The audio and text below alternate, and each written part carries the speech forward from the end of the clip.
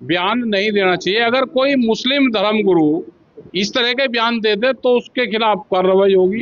नहीं, महाराज जी को इस तरह के बयान नहीं देने चाहिए। ये इशू जो हिंदू मुस्लिम वाला इशू है, ये सरकार का एजेंडे में है ये इशू।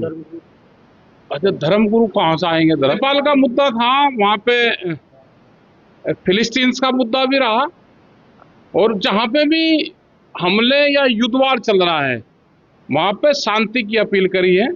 भाई वो तो सरकार कह ही रही, वो तो सरकार कह रही। देखो, ये इशू जो हिंदू मुस्लिम वाला इशू है, ये सरकार का एजेंडे में है ये इशू। अच्छा, धर्मगुरु कहाँ से आएंगे? धर्मगुरु भी तो वही करेंगे जो सरकार चाहती है। भाई धर्मगुरु भी वही कह रहे जो सरकार चाह रही। इस तरह के बयान नहीं देना चाहिए। अगर कोई मुस्लिम धर्मगुरु इस तरह के बयान दे दे तो उसके खिलाफ कार्रवाई होगी। नहीं, महाराज जी को इस तरह के बयान नहीं देने चाहिए। एक और बयान आया कि हिंदुओं की जो महिलाएं होती हैं, जो देवी देवता के रूप में होती है, और मुस्लिम की महिलाएं होती हैं, उनकी हिंदू धर्म में बेकदर होती है। देखो, विवादित बयान, सरकार विवादित बयान चाहती है कि इन पे बहस हो, और हमारे जो धर्म गुरु हैं वो भी इसी बहस का हिस्सा बन गए हैं।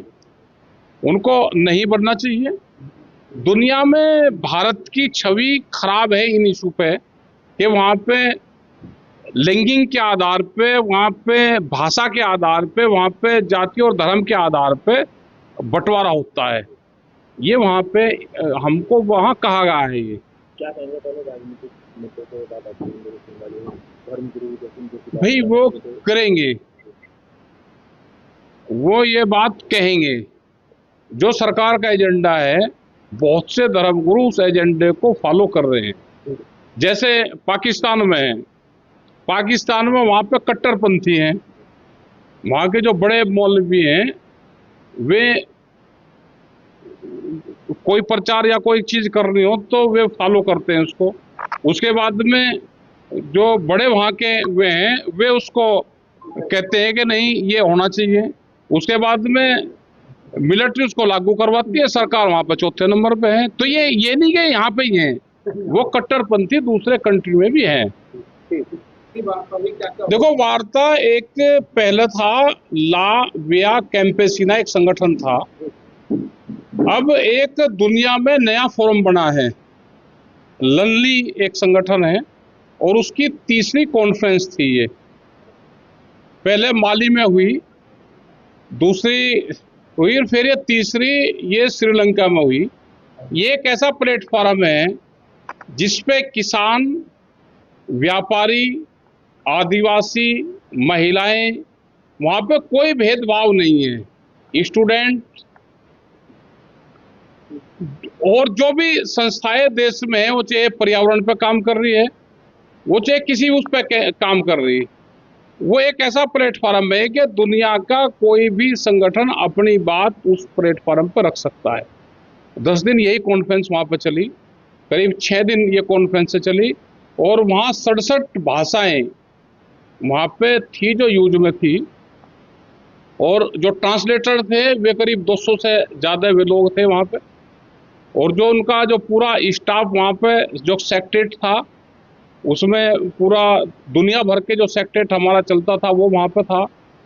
और उसमें करीब करीब अगर पूरा लगाएं तो 2000 के आसपास उसमें सब लोग थे। करीब 850 के आसपास वहाँ डेलीगेट्स थे और स्टाफ था। ये मुद्दों पे वहाँ पर देखो, मुद्दा वहाँ पे पर्यावरण का मुद्दा रहा। वहाँ पे अगर किसान ने तो अपनी फसलों की बात वहाँ पे करी है। वहाँ पे जो आदिवासी लोग हैं उनकी भूमि पूरी दुनिया में कैसे छीनली जा रही है, तो उसकी वहाँ पे बातचीत हुई। रंग भेद, अब जैसे वहाँ पे एक सवाल आया जिसे हम यहाँ पे जो 3 कानून थे उनको कम काला कानून कहते थे। ये उन लोगों को पता था कि काला कानून भारत में इसको कहते हैं। उन्होंने हमको पहले ही दिन कहा कि ये रंग भेद मानता है, आप इसको काला नहीं कहोगे। लेकिन जब हम साउथ एशिया की तरफ वहाँ पे स्पीच देने लगे तो बार बार हमारे दिमाग में, क्योंकि हमने पिछले 5 साल से कानूनों को काले हमने कहा, तो बार बार वो शब्द रोका वो शब्द वहां से अब हटाया गया है। वहां पे कुछ जगह शब्दों को वहां पे आंदोलनकारी कहते हैं और यहाँ पे उसको टेररिस्ट कहते हैं, और वहां पे कुछ देश में आंदोलनकारियों को टेररिस्ट कहते हैं। तो हमने उस पे वो कहा कि हमारे देश में टेररिस्ट का मतलब है आतंकवादी। तो इस तरह के जो भाषाओं का वो था वो बहुत बढ़िया प्रोग्राम रहा। ललनी एक ऐसा प्लेटफॉर्म है दुनिया का, वहां से पूरी जो रिपोर्टिंग हुई वो पूरा ड्राफ्ट हमने उसमें दिया है। आप लोगों के पास माया भी होगा, जो डिक्लेरेशंस है वो दिया है, और वो यूएनओ तक वो पूरी उसकी रिपोर्टिंग जाएगी।